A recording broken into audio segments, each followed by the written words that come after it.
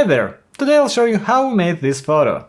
First of all, we need to prepare the space, so that the paint droplets don't stain the studio floor. We used a tray and covered it with baby pads, which we simply threw away after the shoot. Then we hung the brush above our tray. You can see that we used transparent plastic sticks. This was because our initial idea was to take a picture of the entire brush and then edit out these sticks in Photoshop. But we eventually abandoned that idea, so don't pay attention to them. You can hang it any way you like. After we decided on the framing, we set up the lighting right away. We used just one light source here, a Godox AD600 Pro with a reflector and a honeycomb grid. To diffuse the light, we shine it through a diffuser. Opposite, we place a reflector. In fact, it's the same material, just uses a diffuser in one case and a reflector in the other. And that's the whole lighting setup for today.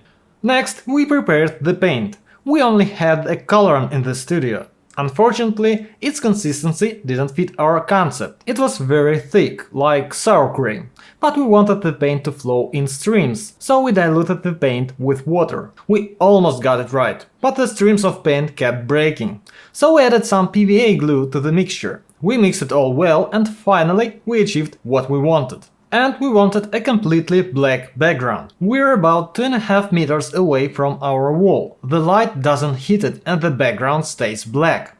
If your space doesn't allow you to move that far from the wall, you might need to ensure that excess light doesn't hit the background. You can use black flex, for example. First, we took a simple photo of the brush without any paint. Then, we took a shot of the brush with paint, but without any dripping droplets. So, we just dipped it into a glass of paint and took photos, slightly changing the shape of the paint stain.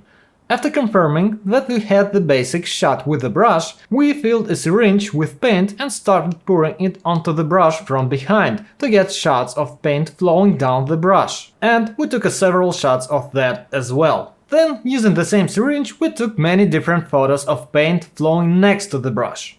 I must say that our mixture flowed quite quickly, so we had to use flashes with a short flash duration to freeze everything. Our settings were ISO 400, aperture f9 and a 80mm lens with a crop factor of 2.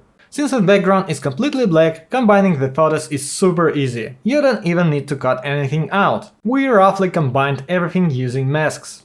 We first attached the flowing paint to the brush and then placed the remaining droplets and streams from different photos wherever we liked. Thanks for watching, subscribe to the channel and see you next time, bye!